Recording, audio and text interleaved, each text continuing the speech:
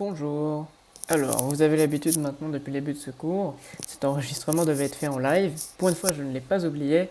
Cependant, il y avait eu plusieurs petits cafouillages, du coup, je préfère, pour un meilleur apprentissage, la refaire complètement juste après le live. Du coup, aujourd'hui, on va voir les événements, comme prévu.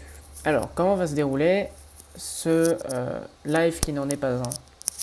Premièrement, on va faire un rappel sur les événements natifs en JavaScript.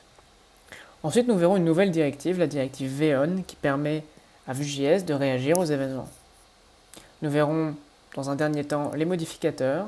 Et enfin, comme à chaque fois, si vous avez des questions, n'hésitez pas à les poser en commentaire sous le chapitre ou bien sur Discord, de Training Dev.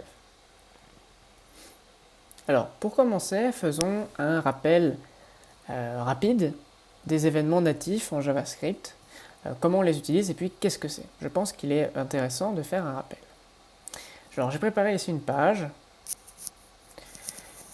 sur laquelle j'ai un bouton clic et au clic la div est affichée. Alors j'en ai déjà un petit peu parlé dans l'exemple précédent, c'est vrai qu'on pourrait faire mieux, mais je ne suis pas très inspiré. Alors, ce que je vais faire pour simplifier le développement, c'est utiliser id égale ici button. Et donc dans mon script, comment ça se passe si je veux réagir au clic? Eh bien, un document.getElementById que j'ai appelé button, je vais lui ajouter un event listener où je vais passer l'événement écouté, ici le clic. Je vais ensuite passer un callback, la function. Et enfin, je vais faire ce que je veux ici. Qu'est-ce que je vais faire ici? Je vais récupérer la div. Donc la div, vu que je n'ai pas mis de div, d'ID, pardon, on peut la récupérer par getElementsByTagName avec div. Vu que ceci nous retourne un tableau, on va du coup devoir préciser la clé, 0. Étant donné que j'aime pas trop cette façon de faire, on ne sait pas quelle div on a sélectionné, je vais aussi mettre un ID à cette div que je vais appeler toggle. Donc getElementById et toggle. Pour faire un toggle, c'est très simple. Si le style de la div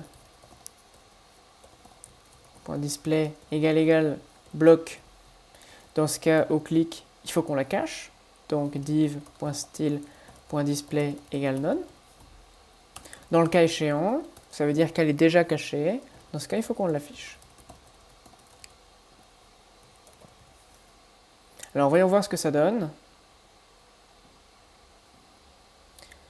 On a clic, je suis affiché, au clic ça disparaît, ça réapparaît, alors je grossis. Ça disparaît, ça réapparaît, ça disparaît. Parfait. Bon. Cette façon de faire, quand même, en JavaScript, elle n'est pas top.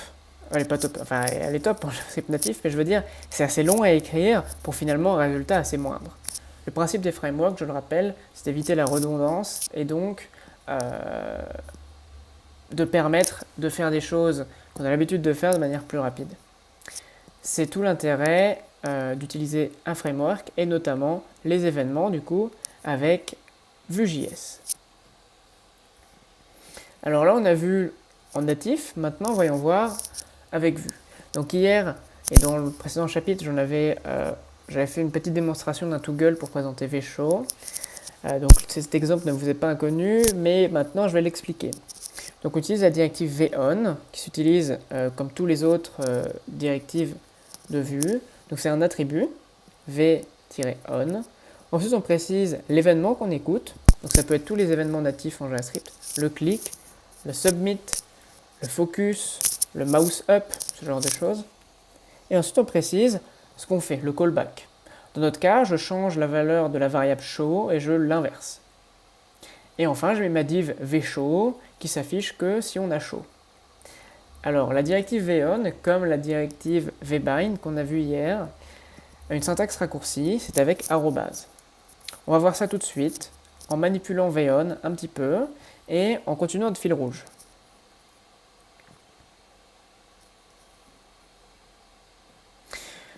Donc voici notre code d'hier, je l'ai un petit peu modifié, j'ai rajouté d'ailleurs une feuille de style, ici Tailwind CSS, que j'aime beaucoup, qui me met à disposition des classes déjà toutes faites, un peu comme Bootstrap. J'ai rajouté du coup un petit peu de style, mais rien de plus particulier que ça.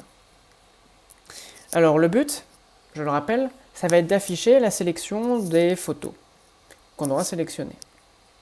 Donc pour ça, il va falloir stocker les photos qu'on souhaite, qu'on a sélectionnées dans un tableau, dans une donnée de vue.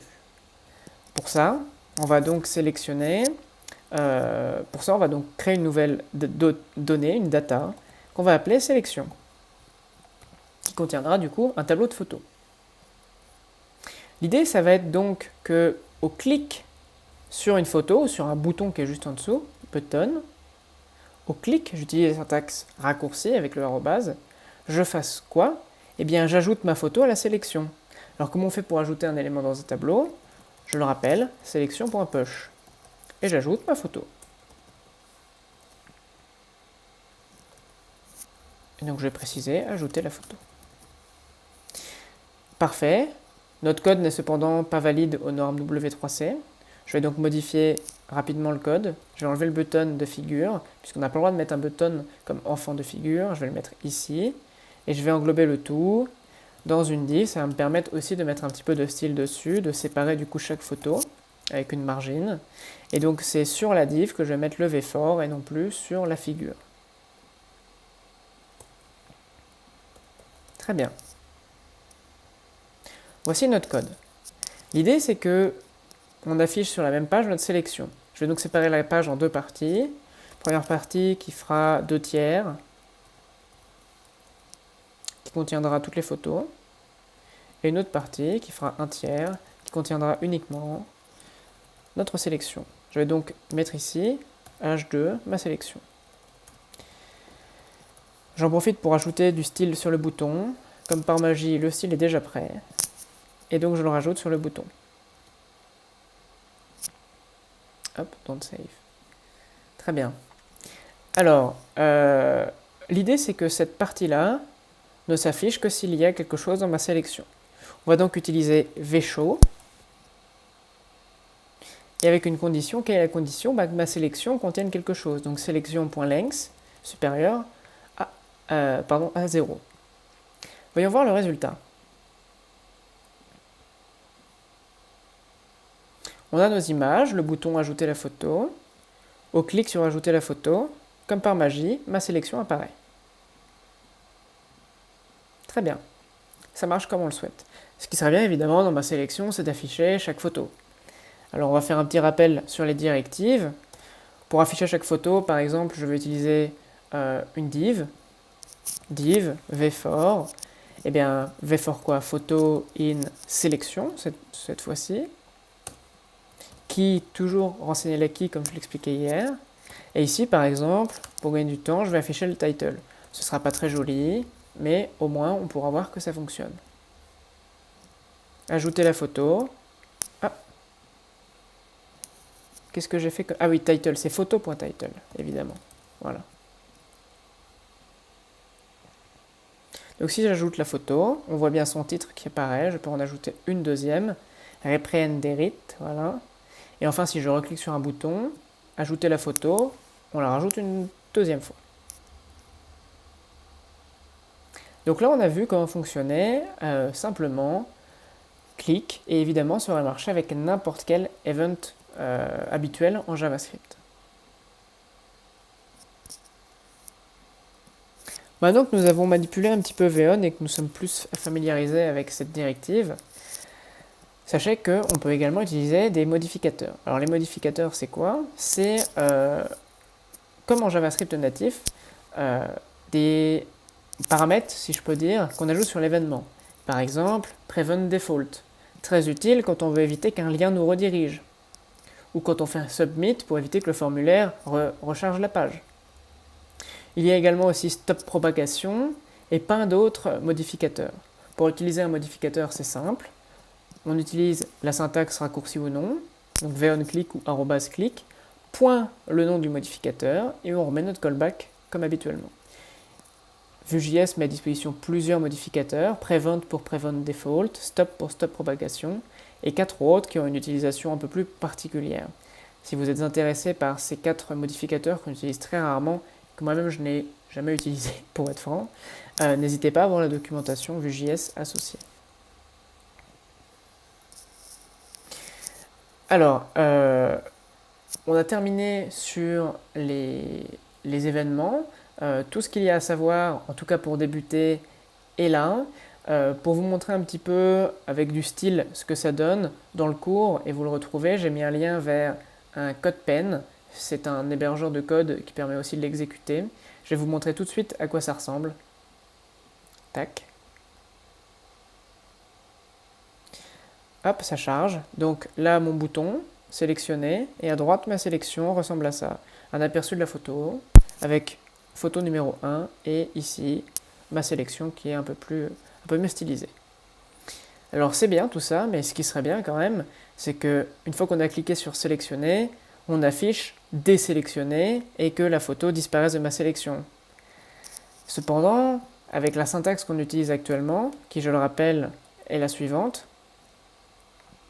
c'est là, mettre directement en ligne ce qu'on veut faire comme callback, ça va devenir très compliqué de mettre des conditions dedans. La solution, comme en JavaScript natif, c'est d'utiliser une fonction qu'on va définir à côté. Pour ça, Vue.js met à notre disposition des méthodes. Les méthodes ne sont pas utiles que pour les callbacks des événements, ce sont des méthodes comme on pourrait utiliser en JavaScript habituellement, et c'est le contenu du cours prochain. On va donc pouvoir, au clic sur la photo, enfin sur le bouton ajouter la photo, changer de texte déjà, et puis surtout ajouter la photo à la sélection ou l'enlever si elle est déjà présente, etc., etc. Voilà, donc on se retrouve dans le prochain cours pour parler des méthodes.